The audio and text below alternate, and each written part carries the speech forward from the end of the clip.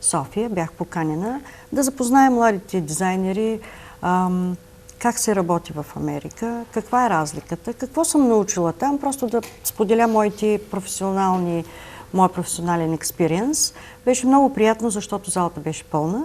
300 човека, само млади хора, от университета, да, от различни университети, които учат дизайн, които София, просто не мръднаха от 10 сутринта до 7 вечерта. Задаваха ли въпроси? Задаваха въпроси. Аз толкова бях очарована, че толкова млади хора се интересуват как се развиват нещата в интериорния дизайн, защото те имат много сериозен проблем в България тук. От 15 години в университетите има тази специалност – интериорен дизайн. 15 випуска са излязли. И няма професия интериорен дизайн официална като професия. Като професия. Да. Няма къде да назначат тия хора. И те започват да работят всичко, но не свързано, само който успее да се намери към архитектурна компания или някъде, но пак е на свободна професия. И е трудно, докато в същото време има ресурсите в България, има много хубави фирми, които произвеждат страхотни мебели, има текстилни фирми и се внасят много хубави материали и скъпи материали. Аз бях много очарована, но просто няма това отношение към интериорния дизайн. Там малко копи-пейст разгледат там големите световни банки. Абсолютно. Се правят по-евтино. С хората с пари, даже бяхме там, когато една жена дойде и попита, може ли някой да ни направи от новите интериор дизайнери партито за Нова година? И един от дизайнерите каза, добре, това е добре. Нали? Да, той има връзка до някъде с кетеринг. Да, нали? Кетеринг, с това съм се занимавала в Америка. Да. Но това не е основното. Вие трябва да им осигурите наистина. От просветата ги поканиха, не дойдоха. От София, от центъра също не дойдоха. Просто нямаше такава сериозна заинтересованост от този проблем.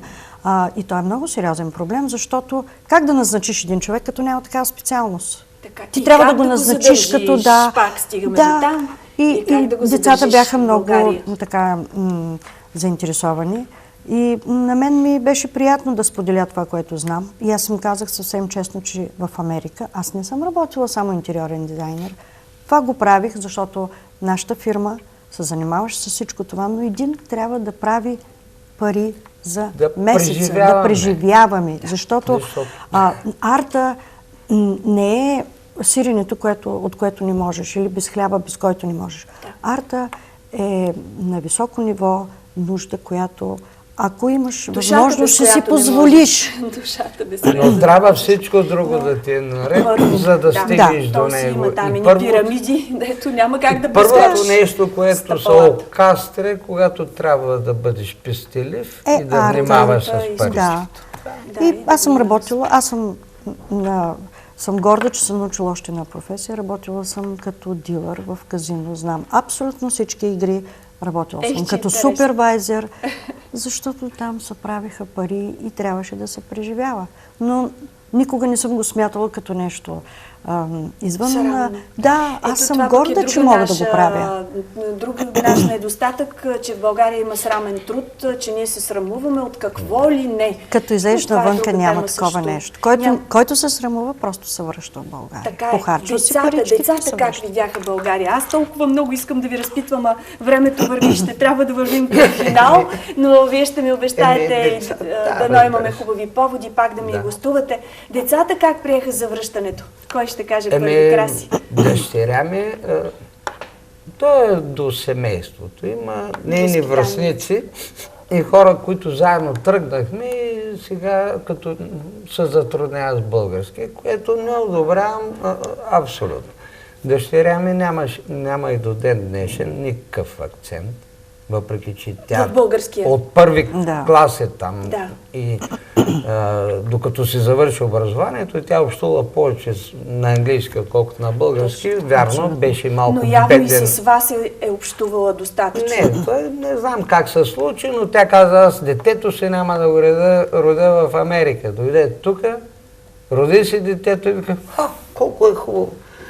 И вече е 6-та година. Тя мислеше да се връща, пък както спомена ти в началото, пък забрави да се върне. Тя като си дойде, приятелките се обзалагаха колко месеца ще издържи в България. Колко й даваха? Месеци. 3 месеца. Съборя, нали, знаеш това. Да, направихме парти преди да тръгнат с приятела си. И те се смееха. Вика, сега се обзалагаме, кога ще се върнеш.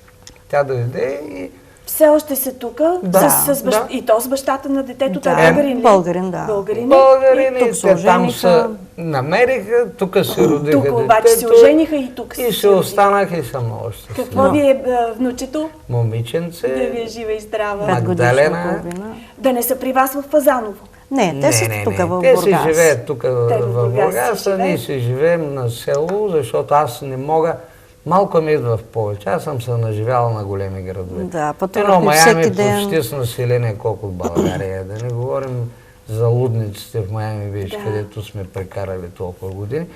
И ако не беше пък Майами Бич, може би нямаше да сиде толкова дълго, защото това е нещо като Бургас, нещо като Черноморието. Холидей плейс. Много европейско. Много европейско. Голям мащаб, но не мога да кажа, че кой знае какво превъзхожда като дадености. Въпреки, че големи плажове. Като мащаби. Като мащаби големи, като атмосфера, като настроение. Черното си море и Бургас и тук района не си го давам за никой. Явно, наистина и децата го оценяват. Сина и той, Мария, е бил тук, но той сега в момента е в Щатите. Да. И Рия вече иска му се. Иска пак да се връща. Не се е връщал за постоянно. Той идва всяка година. Даже сега бяха за 1 месец с съпругата си. Какво се занимават там? Ами той цял живот се е занимавал само с арта си. Завърши арт училище в Майами. Да, изкуство. И всъщност след завършването... С живопис. Рисува картини, направи няколко изложби тук в България, в Пловдив, в Варна. Просто се сравни часовника, видя отношението тук на... В същото време си има и принтинг студио, което всъщност му гарантира по принцип, защото примерно в Майами е много слабо лятото, всички богаташи се изнасят на север. И всъщност клиентелата ти малко така липсва и затова човек трябва да има нещо, което да го поддържа. Особено когато има семейство, нали? Но бизнеса му е вече колко? 15 години. От 2000-та година. Значи успява да се справи дори и с изкуство? Да, успява.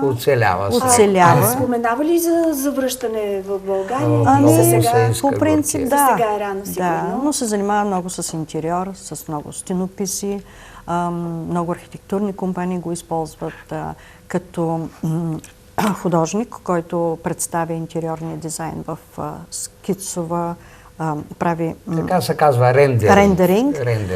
И така, архитектурните компании, защото има един проблем в Америка, защото те не изучават рисуване така, както би трябвало да се изучава, както ние сме го учили.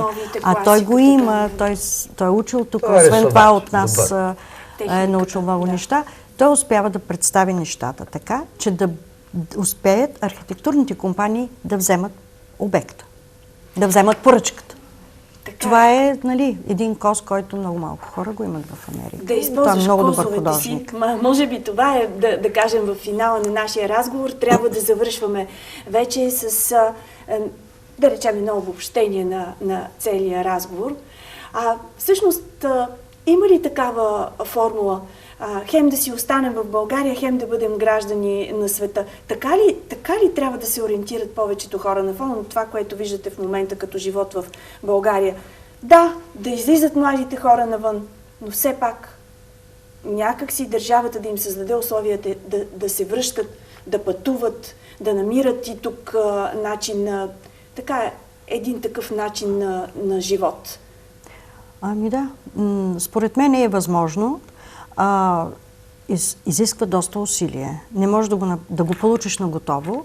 Държавата трябва да се погрижи, но и ако всеки един се опита да направи нещо, да постигне нещата, които иска, да ги претвори така, че да могат да станат и в нашата система, няма да е никак лесно, но хората имат възможности тук.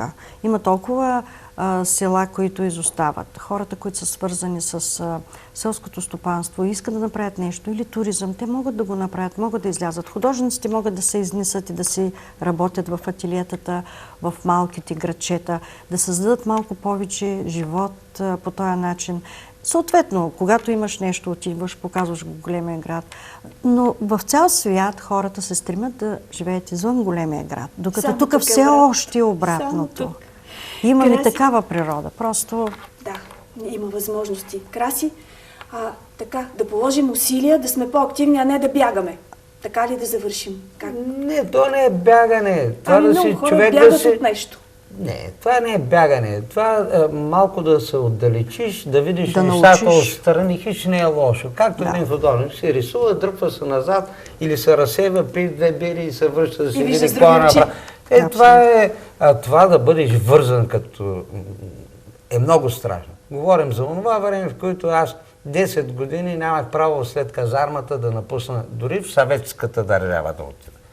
А това, че децата имат възможност да отидат, да си свирят часовника, да съберат малко опит, да купят нещо, навсякъде човек може да получи и нещо още, да. Но да го върне и да го върне и да го даде. Защото има на кого да го даде. Ние имаме достоен народ, хубава публика, хубави хора, дано да ни се случат и хубави управници и цена няма. Дано да ни се случат, ама да не чакаме да ни се случат, ами да вземем да си ги изберем най-накрая. Редно е. С това завършваме. Благодаря ви за много интересния разказ, разходка и всички тези сравнения и изводи, които направихме в края. Красимир и Мария Слабакови в студиото на Добро утро, Бургас. Не можахме да поговорим за брат ти Краси, за фамилията изобщо, за баща ти, големия Петър Слабаков, но пак си казваме с обещание един ден за друг разговор. Да. Успех ви желая. Вие останете с нас да ви запозная с предстоящото за деня. Благодаря ви още веднъж.